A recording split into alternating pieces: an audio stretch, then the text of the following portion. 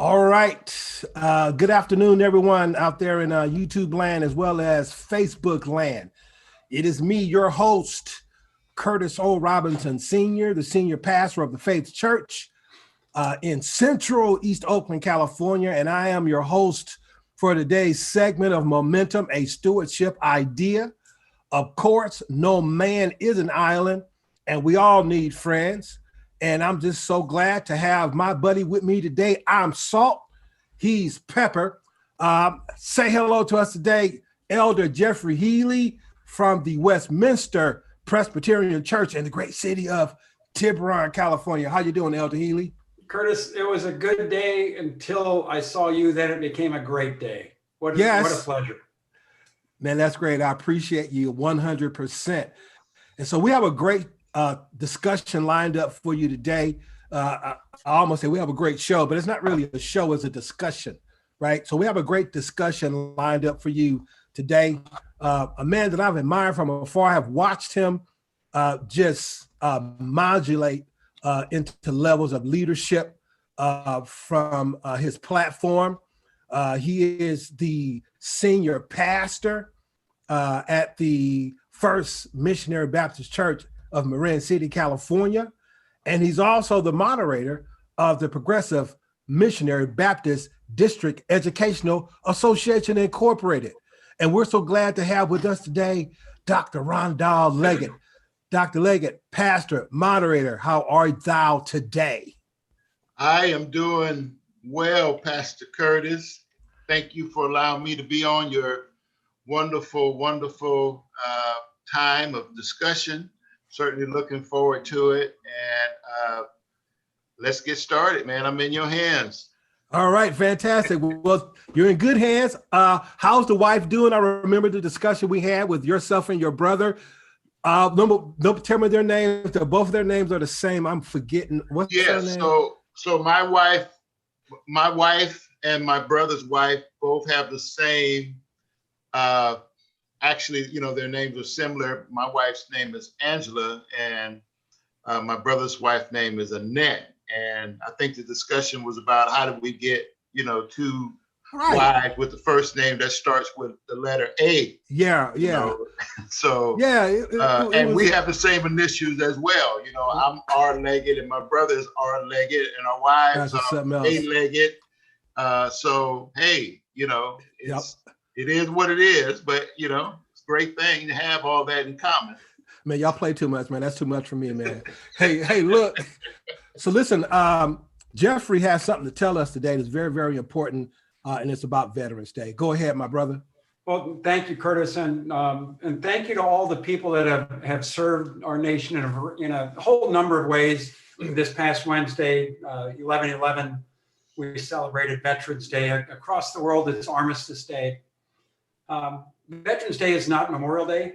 Veterans Day is for all those that answered the question, what would you sacrifice for by being willing to serve?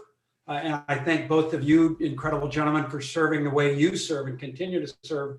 That's Veterans Day. Memorial Day is for those that answer the question, what have you sacrificed for? So those people we celebrate on Memorial Day are those that paid the ultimate price. Those that we celebrate on Veterans Day include those on Memorial Day, but all those that picked up the shovel, were ready to do the work that needed to be done. This past week has had a lot of turmoil in it. Just wanted to mention a couple things. There's a guy, I went to the Naval Academy, as I probably say too often. There was a good friend of mine. He sat right next to me in one of our classes, All-American swimmer, just a great guy. He almost got dismissed from the academy because he aced a test so well that they figured, no way could an All-American swimmer be that smart. Anyway, he was exonerated in that event. He ended up being a 3-star admiral in the Navy, running the Special Warfare Group. He retired in 2013, and about almost 4 years ago, answered the call and became the Undersecretary of Defense for Intelligence and Security. last Tuesday on 11/10, he resigned his position because he couldn't countenance what was going on. This is a man that sacrificed a potential career because he knew what he needed to do. I honor him, and I won't say his name. He's a very humble man. If you want to find him out, you can search him through the clues I gave. There was another lady that was at the academy when I was there that we had on about 4, 5, 6 weeks ago, Janie Mines. Janie was the first African-American woman graduate from the academy, wrote a wonderful book, No Coincidences. It speaks about her experience there, how she overcame a lot of inherent racism and built herself a wonderful life where she has been an incredible child of God, offering services across a whole number of areas. This past week as well, a young woman from, I think, Lake Forest, Illinois, midshipman first class, Sydney Barber, it was announced that she will be the brigade commander. Now, at the Naval Academy, there are squads, platoons, companies, battalions, regiments, and then the brigade. The brigade is the top of the whole organization. There's one brigade commander. There's one midshipman who's in charge of the brigade. This young woman will be the first African-American brigade commander woman we have ever had. It's a good day in America. That is awesome. Congratulations, Janie Mines. And Sydney Barber. And Sydney Barber. We'll be looking forward to getting Janie back on the show, and you can relay the message to Sydney that, Sydney, you're invited. Please come on and tell us what's going on. Beautiful. So great. Thank you so much. That's our editorial. Thank you for putting it at the top. I have an editorial, but I got to wait till almost Thanksgiving before I say this one, because I want to unnerve and unhouse you. Definitely. Pastor Moderator Leggett, man, how have you been negotiating this pandemic as a professional cleric, and how have you been working with your members on this? Wow, that's a great question, Curtis. I would say by the grace of God, okay. This has been a very exciting time. I have shared with my congregation and anybody that would listen that, I believe pandemics and crises, they should not be wasted. They are an opportunity for us to grow.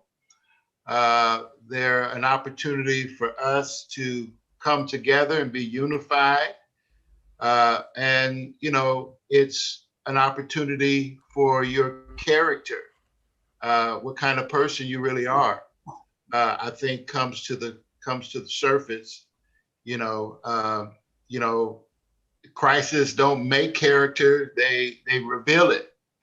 And so I've had to work through, even as it relates to my own issues. It's revealed some of my struggles, but it's also revealed some opportunities for my potential, to grow in some areas that I didn't know were there. And so I've shared that with my congregation over and over again. Let's not waste our pandemics. Let's not waste our crises. Let's look at the areas that we can help each other grow. We can encourage one another.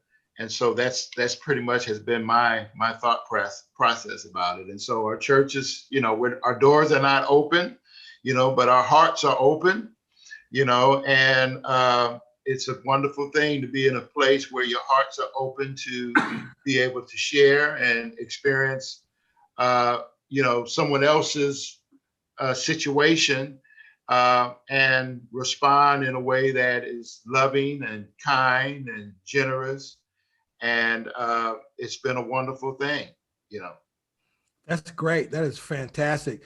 You have some members there that are dear friends of mine. How was your congregation doing? How are your seniors doing? How are your adults doing? How are your children doing? How are those three areas, men, the whole 9 yards? How's it going? Well, it's going, it's going well.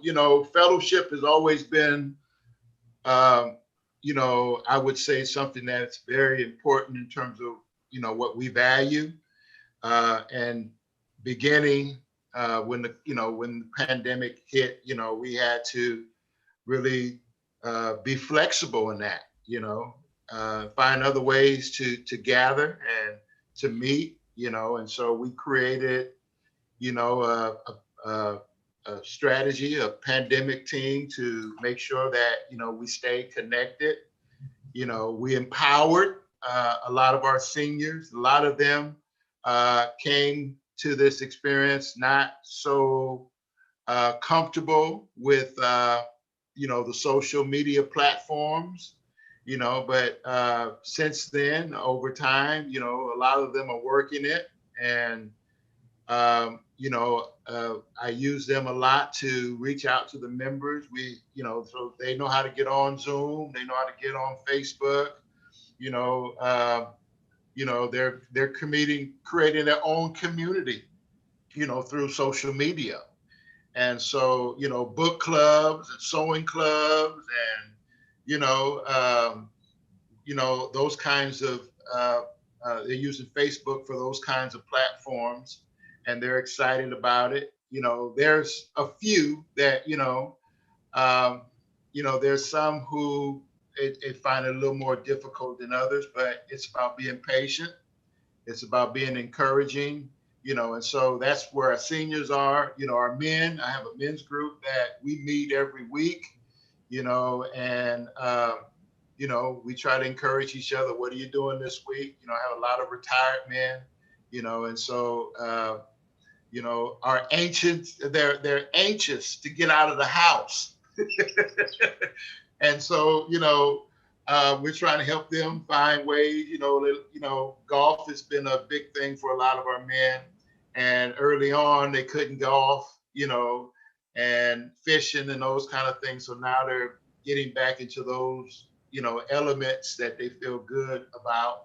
But they're bringing people along with them, and so that's been a great thing as well. Yeah, that's good. Yeah. Yeah. So, yeah. And so my family, we're doing well. One of the things that we feel very fortunate and blessed, is that a lot of folks are struggling right now, financially, and, we've been blessed that our family has continued to be able to, uh, be a blessing to others who are going through this difficult time.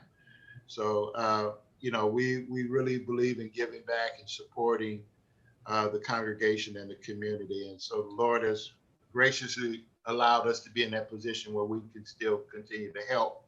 And so that's been a joy for us as well. So, Pastor, great answer. Thank you. If I could jump in here, Curtis and I have been a part of a men's group for a number of years now. We do it every Friday morning. We do it by Zoom now. I would love to get your group with our group to make it the group. Curtis and I are just so understanding of, yet rebellious to the fact that the most segregated time in the United States is every Sunday morning. That we tend to have, we go to church with those that look like us. So I want to get into that in a little bit, but before that, this morning in our men's group, we talked about asking for help, about how the three of us are men, and most of us feel like that's weakness to ask for help. So rather than having you answer that as a man, which I know you are, I want to ask you, how do you as a pastor ask for help? Oh, that's a great one. Yeah. So I have several men that I check in with on a regular basis. One that I would consider a peer, that we've been in ministry in terms of pastoring around the same amount of time. and then I have several senior pastors that have been doing this ministry and been involved in pastoral ministry for quite some time. And so I do a regular check-in, and those are certainly ways that I make sure that I'm keeping myself balanced. And me and my wife also do some counseling together. I believe that the pastor needs to have several outlets. Men, and this is a good time, I think, even if you need it as a pastor or a lay leader, seek out some godly counseling. So I have a counselor that I check in with once a week, so that I don't lose my marbles. So I'm very transparent in that area about reaching out. That's never really been a challenge for me, but I do agree with you. It's a challenge for a lot of men. And so, I was able to work through that years ago about, if I need some help, raise my hand and say, hey, I need some help over here, and when I did that, I found that there was, a village, if you will, a support group that was ready and willing and able, to support me, and through those difficult moments, because, as a pastor, it's really hard right now to see, so many people who are hurting and struggling, and,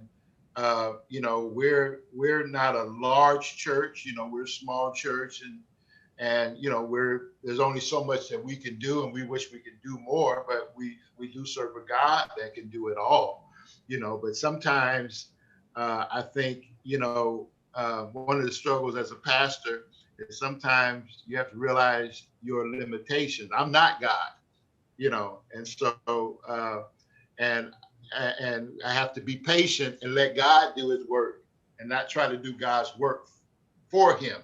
And I find myself getting in trouble when I try to meet needs that are not within my ability to do, but it is in his ability to do, and trusting that he will meet those particular needs that come up, and I'm just there to support and point people to him and walk alongside of them until God shows up and does his work, if that makes sense, Thank you. It does. And one of the things that Curtis and I have talked about a lot are when people try to offer you some help, offer you a shoulder. And the one thing, and Curtis will laugh when I say we both heard people say, God never gives you more than you can handle. And that just didn't work until we turn the second you into a plural you. Mm. So God never gives you more than we can handle,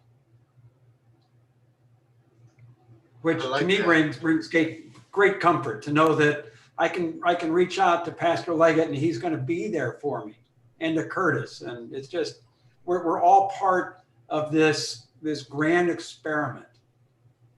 Right. One of the things, and again, Pastor Leggett, we'll send you the invite. If you got a Friday morning at like 6 o'clock, jump on. 6:30. Oh, I'm sorry, 6:30. Our other meeting is at Sleep 6 o'clock. We have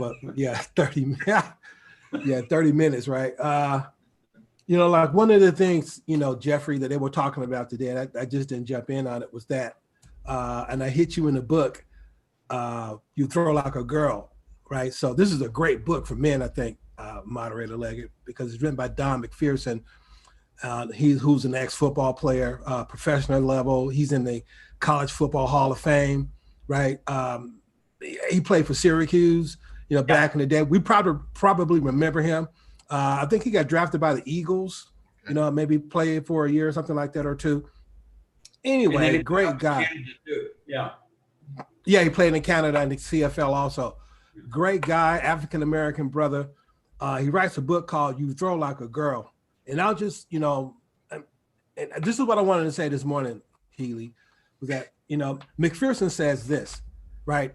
That there's a blind spot of masculinity. As men, we must be aware that this culture has trained us in such a way that we have blind spots about who we are in ourselves. We see that just so defiantly in this president number 45, right? Blind spots all over the place. Another thing that he makes us move into is that if you want to look at how men feel about themselves, one trigger is to look at men's violence against women, right? Where men have done things and to a woman, and just because you're a guy, just, and you might be white, male, and dominant, right?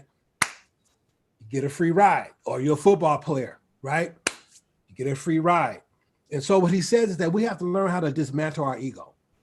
That's what I kind of wanted to say. We have to learn how to be vulnerable. And I think, Pastor Leggett, when you say, look, I have no problems, when it comes to, asking for help because, I don't mind being transparent. And I think you actually used the word transparent. So I don't know if any of the guys, Phil Clinton sent me a email and said, oh, Kurt, I wanted to get you into the discussion. I said, it's okay, Phil. I talk all the time anyway, like I'm doing right now. All right. So in addition to being the pastor of that great church, and again, I really hope that you and Elder Healy, hook up together and do some great things over there in Marin County. You're also the moderator of one of the oldest districts in Northern California that has been home to presidents. Watch this, Healy. That has been the home of people who have sat in seats as the chairman of the board of the National Baptist Convention of America Incorporated, which I think still is the largest Black denomination, of churches in the country. All right. That when I came up was the stomping ground of Edward Victor Hill. Okay. Dr. A.H. Newman, So now you're the moderator. How's it feel, man? What have you had to deal with? What are your challenges? First of all, how many churches are in your district, and how have you dealt with that particular challenge in this COVID environment? Well, there are probably about 25, about 20 active churches, but normally the district has had up to about maybe 40 or so churches on, I guess you would call their roster. It was not what I expected. I've been moderator now just a little bit over a year. And, my tenure,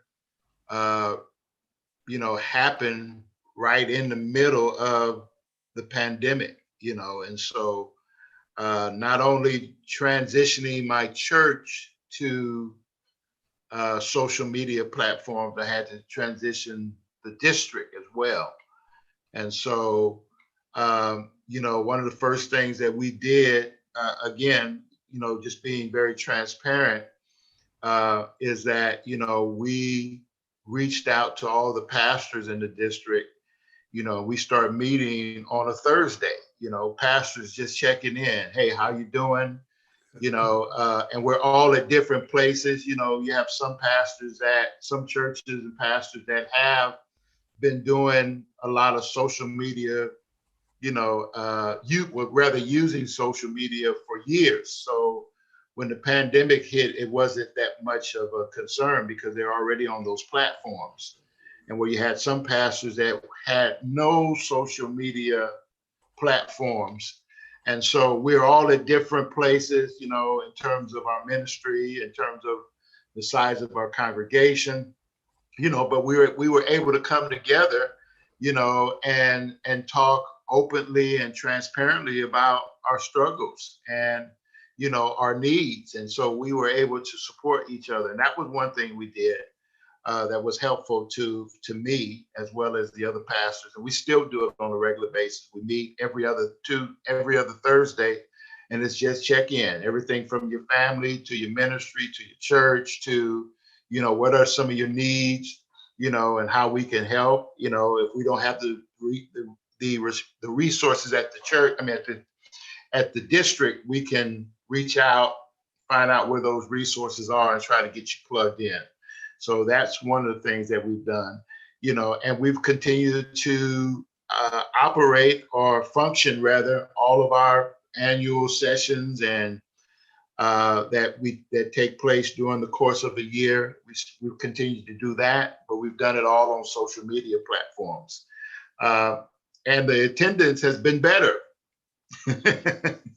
So that's been a plus, That's good. That's good. That's good. And so, and all of our churches are engaged in their communities, feeding programs, giving out clothes, giving out information, here at our church, we were doing COVID testing throughout the pandemic. You could come by First Missionary and get a COVID test.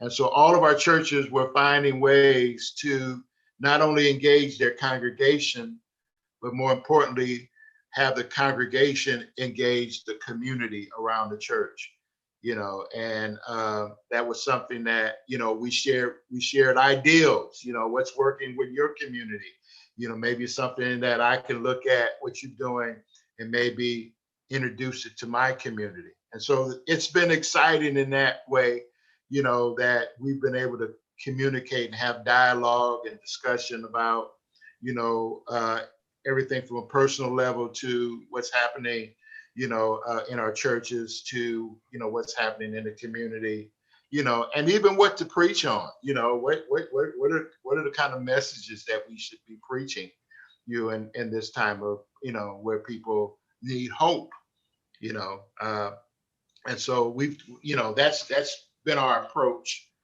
as moderator,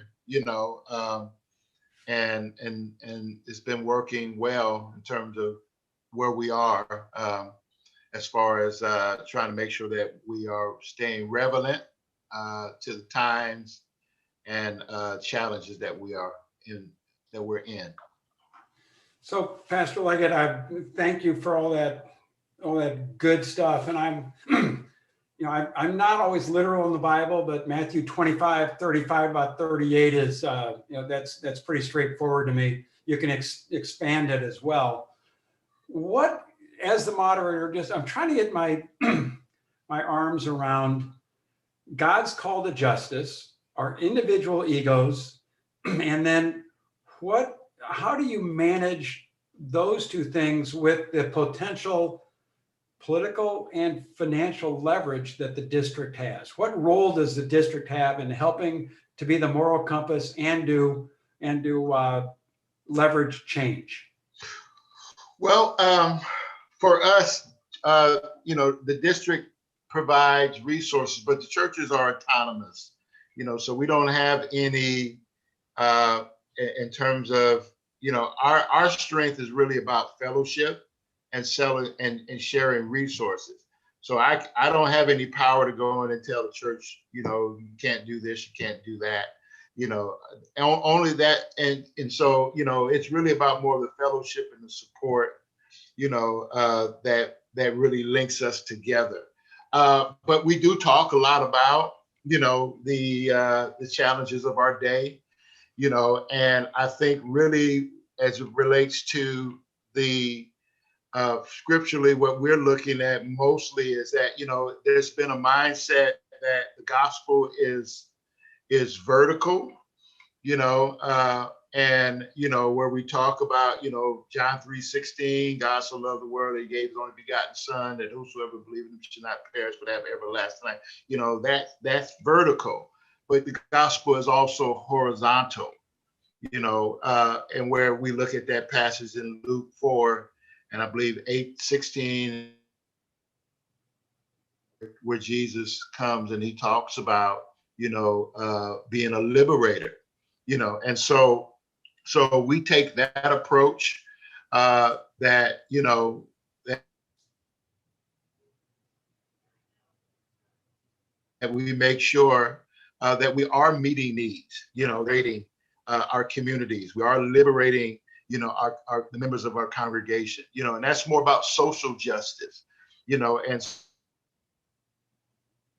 so, there's been a lot of debate back and forth about social justice. I believe, and this time you've got to preach social justice with the Floyd incident and all of the challenges that we've had and we've watched and viewed throughout our country. It's, if you're not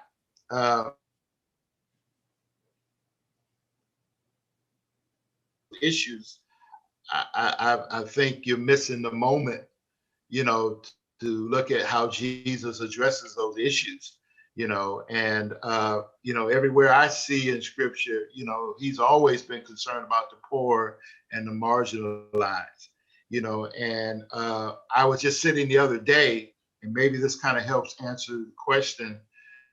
I was sitting the other day as we were looking at the election, and you got some people that were praying for Trump to be reelected.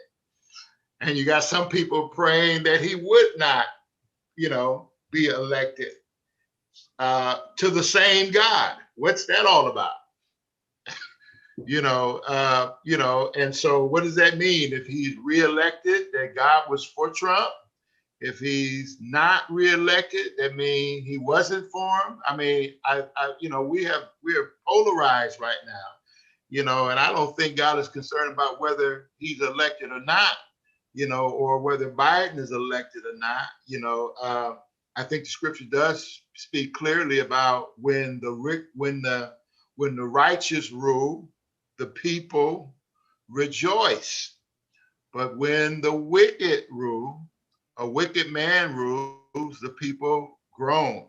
And so I think we have to be able to discern, what's really at stake here, and I think really what it comes down to is character, character matters, and so when I look at justice issues, there's always going to be people on one side of it or the other side of it. But I want to see how I'm more concerned about your character, in those difficult times. What kind of person are you really? And it will always be revealed, I think, as tension is, things come to a boil, what your character will reveal what kind of person you really are. And so, but yeah, so I don't know if that answers your question, but certainly, we're in some difficult times, and I think justice for me is when everybody gets a fair shake. When everybody gets a chance. Yeah, I will say it didn't completely answer my question, so I look forward to having a thank you for your honesty. No, he will be honest, and I want to press this issue, right? Because first of all, I love how you glided into that, Pastor, Brother Moderator. You do sound like you've been a moderator for about a year, at least.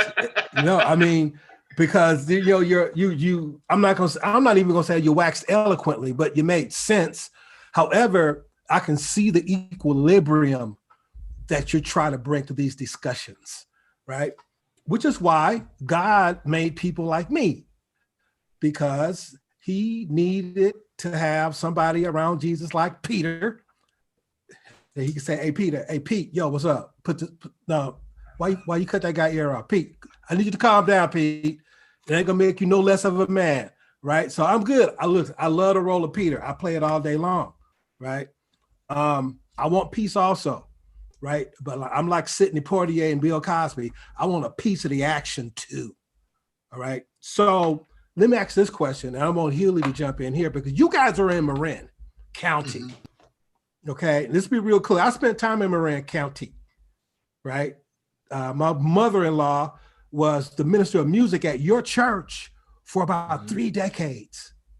About 3 decades. Did you know that, Healy? I was at her homegoing. That was an incredible service. Yeah.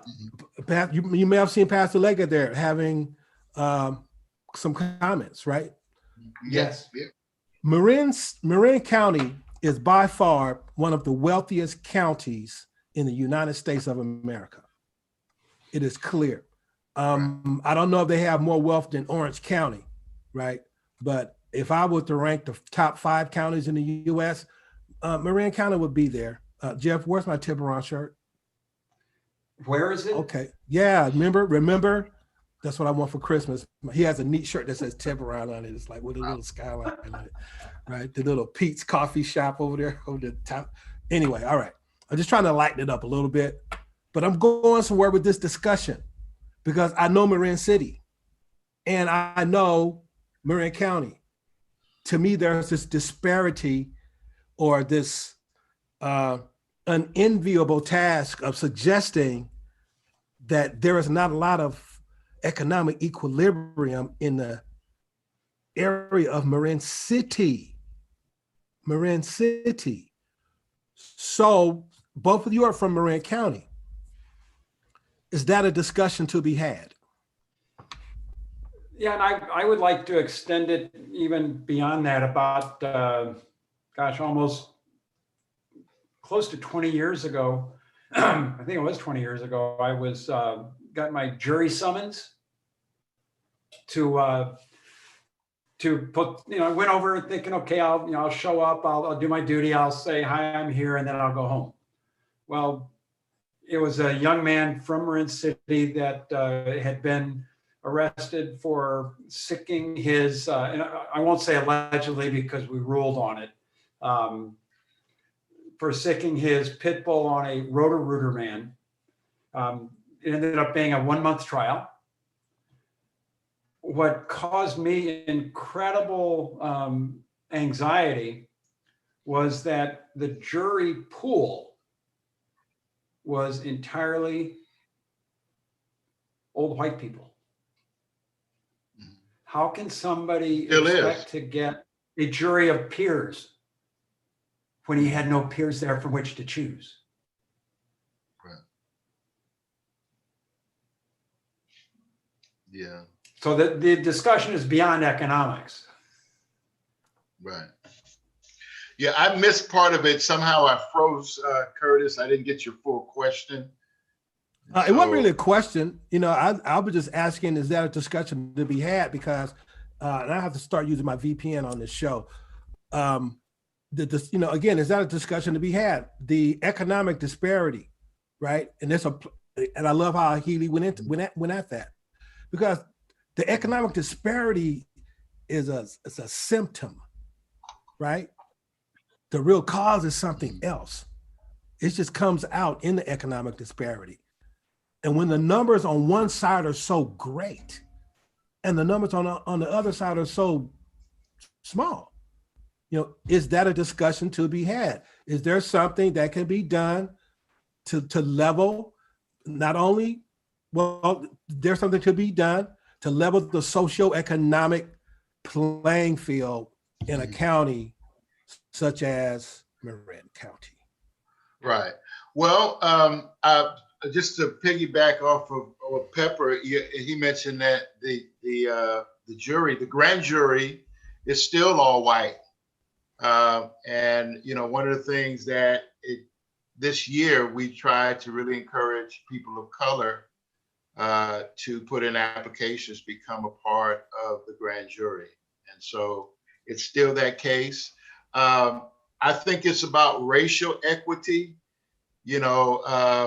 and that would be inclusive of not only the economic piece, but certainly healthcare, housing. Marin County is still considered probably, I know in California,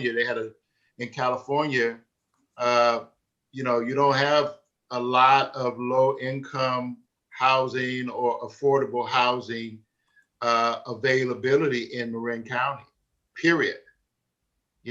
And so I have members of my church, let's say, for example,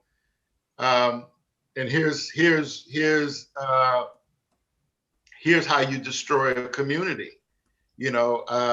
Our church motto is really about helping people get on their feet, to go from having nothing to, hopefully having a decent income, and to a point where, you're ready to become a homeowner.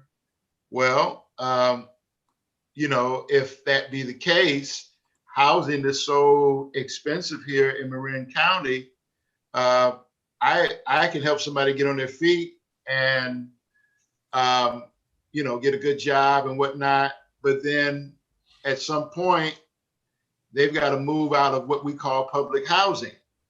And and if they want to stay in the community, stay in the county, they've got to find housing in the county. But they can't afford housing. So what happens? They end up having to move to Richmond or Vallejo or somewhere else, and I lose a good church member that can come back to the county, come back to the community, and help other people get on their feet. But they can't do that because there's not enough affordable housing in Marin County. And the people of Marin County protest and fight hard against having affordable housing anywhere near their properties. But we're celebrating Kamala right now. Yes, we are. Go Oakland. We're celebrating all of that right now, but so there are a lot of issues, healthcare. You drive through my community, I'll show you our gymnasium, is torn down. I mean, it's dilapidated, it's a mess, but I can show you some, no offense, Pepper, I can show you some recreation, some parks in Tiburon and Mill Valley and Novato that are immaculate, and so there are some major disparities, and so there needs to be a pathway for people to gain equity on all kinds of levels, educational, the justice system, healthcare, housing, and our people came here. This community was established in 1942, and people came back from the military with GI Bills and could not use those GI Bills to buy property in Tiburon and Mill Valley. They were denied that. They were denied use those GI Bills for education. And so and these things were in place. And as a result of that, this is how you get communities like Marin City. And you got some great people here, by the way, but you got a lot of people who have not had the opportunities and benefits that their Caucasian brothers and sisters have had, and so, and we've been talking about change. We've been talking about doing something about it, but I haven't seen anything done about it, that's been something as in terms of really building a pathway for a person to go from A to B, and so that's what I see, and when we talk about equity and when we talk about these issues. Pastor, that little path that goes along by Blackie's pasture and on into Tiburon, little walking path there. I have a personal discipline that if I have any meeting that I need to attend that's less than 4 miles, I walk to it. I will not drive my car less than 4 miles. I think that I want my carbon footprint to be my footprint. That we've got to take better care of this planet. I'm going somewhere with this. There was this one guy probably 2.5 years ago that I saw walking on the path that was corpulent. I mean, this guy was fatter than it should. It looked so unhealthy for him to be out there walking. Ran into him about 3 weeks ago. He's about 140 pounds lighter than he had been. He has he's becoming more of who he should be. He could have very easily, a couple of years ago, said, I'm never going to get any better, and sat on his couch and had another dozen Entenmann donuts or whatever the case would be. He got up and he did it. Curtis and I, in the men's group that we are part of, we really believe in this old Greek saying that probably came from another society, and that is, a society becomes great when old men plant trees, knowing full well that they will never sit under the shade of those trees. So while we might not be able to achieve equality and equity, we got to get started. We got to have the conversation. We got to understand it might not happen in my time, and it might not happen in my granddaughter's time, but if we keep going in that direction, it might happen. Yeah, that's a great statement. And the word that came to my mind was paideia, right? And so that's a term I picked up from one of my professors. And it's about the polis, the population, the people, right? You look at countries like such as Brazil, right, where a college education is free. You look at people talk about Cuba, right, but you can go to Cuba and find an excellent 4-year degree rate, because they want to educate the populace. I think the point, Pastor Leggett, that Healy makes, right, it's very important, because this is the question that I have, right? Marin County is, if you take off all the houses, the pavement, right? You see where I'm getting ready to go with this? You get rid of all that stuff, right? You say, what is that land worth? Right? What is that dirt worth? You go outside, you scoop up that dirt in your parking lot, right? Why is that dirt different from the dirt in Tiburon? It is not different that's what we have to realize. When we start getting to that particular point, then we build, and then we all become better people. Man, you guys got a tough job. We got a tough job. But I think we talked about the we earlier, right, Jeff? Absolutely. Yeah. Great. Yep, man. Word. I felt that myself. So moving down the road, Pastor Leggett, what's in the future for you, man? How long have you been at First Missionary? Well, I've been at First Missionary probably, let me see, thinking about 15 years. Oh man, no. Let me see 1 second. So I've been pastoring here 12. I started here 3 years prior to that, just preaching here and there, because I was attending the seminary over there in Strawberry. Yes. And so I came to Marin County actually to attend seminary, and we got affiliated with the church through the previous pastor, and we would come over and preach occasionally for him when he would go out of town. And so eventually there was a connection between the church and me and my wife, and we when the previous pastor left, we were doing what you call pulpit supply. And so right. And from that point on, we went, it just took off from there. And so we've been here and seen a lot of change, seen a lot of things happen that, for the better, for the good. And when people ask me all the time, how you called to this church? And so I know that I've been called to this church. It seems like every situation in terms of my life experiences, I run into them all the time here in the community, or a member of the church, like, oh, I know what that's like, whether it's good or bad, I can relate to that, because I've had similar life experiences that I believe God equipped me, and to be here in this church at this particular time, and so, yeah, so we've been here a little bit. Man, I can't believe my mouth went open. I'm going like, I'm knowing how old I am, right? And knowing my history at the church, and just going. Yeah, God. we're celebrating 76 years this coming Sunday. 76 years. Yeah, we're the oldest church in the Marin City. Yes.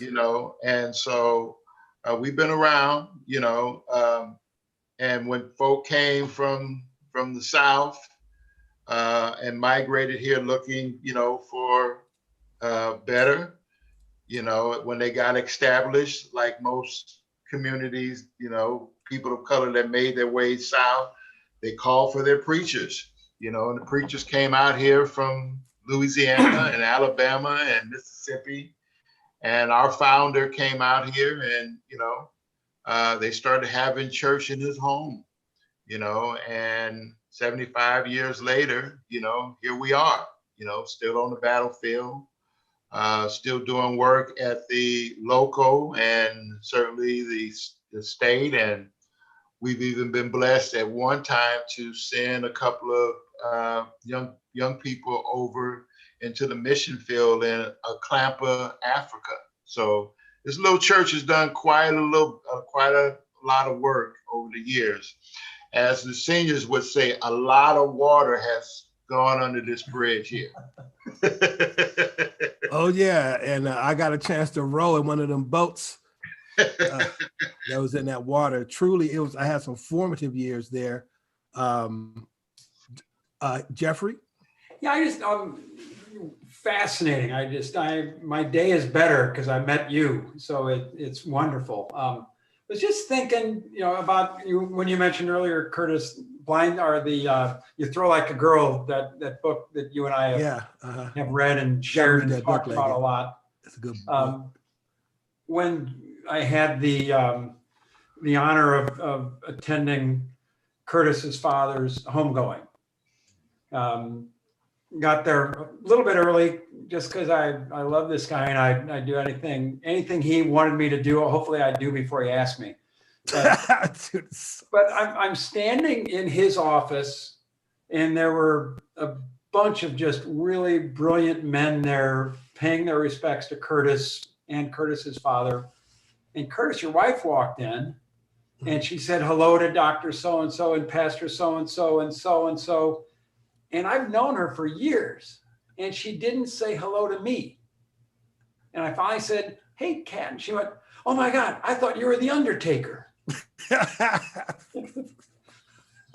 So, I just bring it up because we have this tendency to have these blind spots we don't even know that are there, and they're not ill-intended; they're just there. Right. Yep. And we have to recognize them. And this is what we do, Leggett, with, a healer tell me like, "Hey man, that was a blind spot." I go, "Oh, okay, thanks." I make the correction in the rearview mirror, whatever I need to do. I do the same thing with him. Right.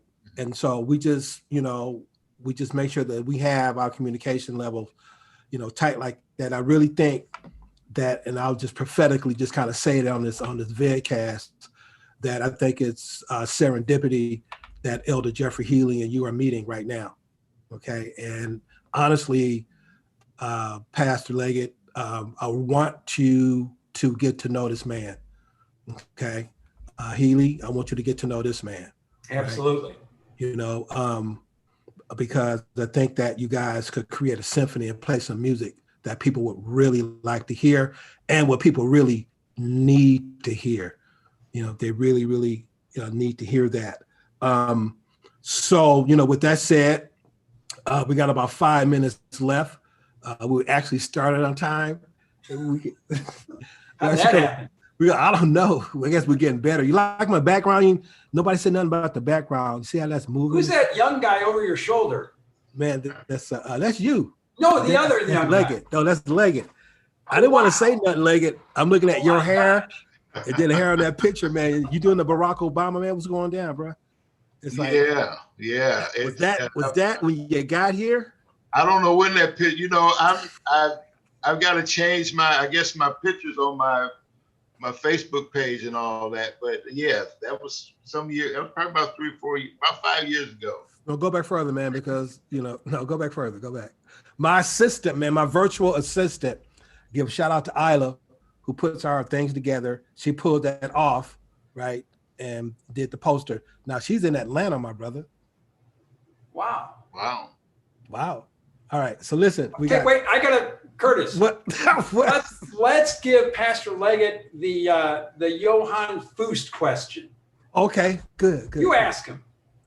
So, Pastor Leggett, what is the question?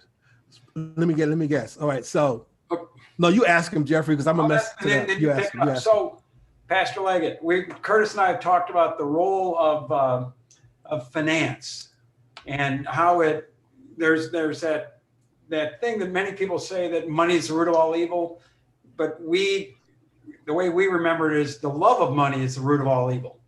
That it doesn't have to be evil if it's well intended and it's well put to use.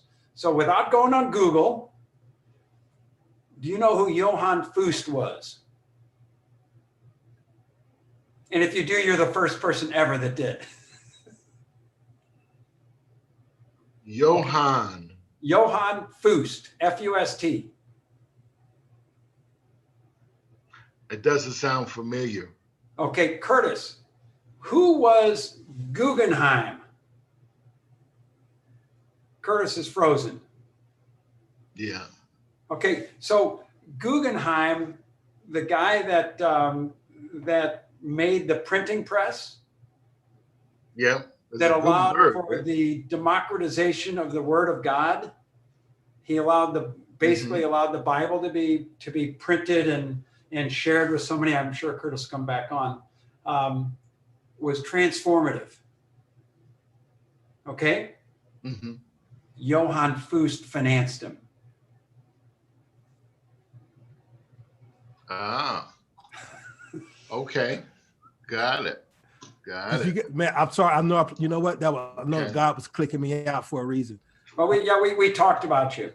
Yeah. So did you get that? That was pretty cool, huh, Leggett? Yeah.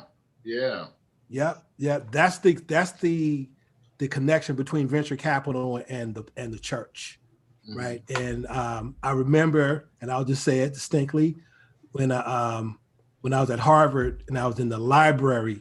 The Lindner Library. There are 78 of these Bibles left. 78, right? And I heard that they had a copy in the Lindner Library. Well, I studied that, all the time. Took a picture of it. It's huge. It is huge, man. It's like, it's original print. It's all in Latin. It got to weigh like 300 pounds, man. But there's a few of those books that are in print. So that's our take on the relationship between venture capital and the Bible. All right. Cool. So we're at the end of the day. And so, brother moderator, just give us some closing words, some closing thoughts. Make us feel good. Comfort us, moderator. You're asking me? No, I'm asking them. I said moderator. That's exactly the moderator. I'm sorry. Pastor Leggett. Sorry, sir. Well, I would say some closing remarks would be, the other day I was looking at on last Tuesday, when we were all there watching the election. And, there was one moment, I think early in the evening, that I think Biden took an early lead. And then later in the evening, both candidates came out.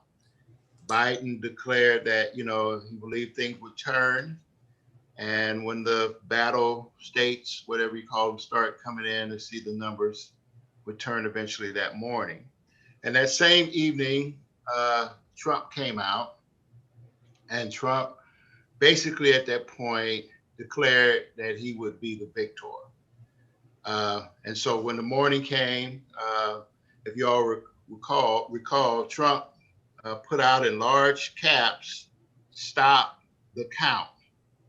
And he said, "Stop the count," because things were not turning in his favor. And so here's my word of the day. As I was listening to that, I got a little angry and I said, "Hey, don't stop the count." I'm yelling at my television, "Don't stop the count."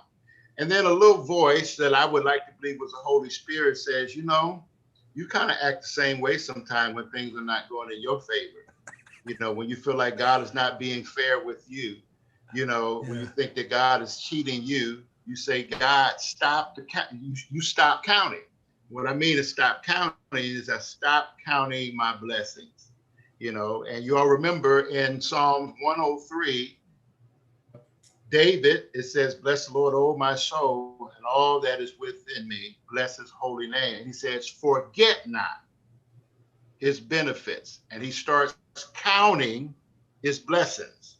He counts that God is a forgiving God. He says, 'Who forgives your sins.' And he says, 'And who heals you from all your diseases.' And then he says, who redeems your life from the pit, and then he goes on and he talks about, who crowns your head with love and kindness. And he said, and who satisfies your soul, with good things, so that your strength will be renewed like the eagles." I don't know why David wrote that.